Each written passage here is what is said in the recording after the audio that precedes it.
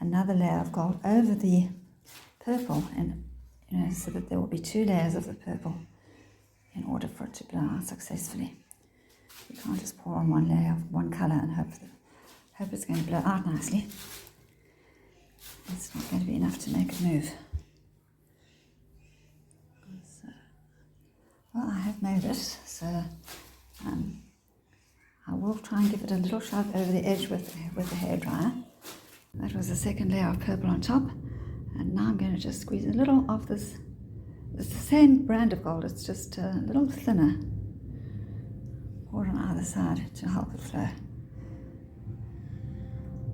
Because I think when you blow out your canvas, the base, before you lay down your colours, you do thin it out quite a bit, and then the flow isn't as good.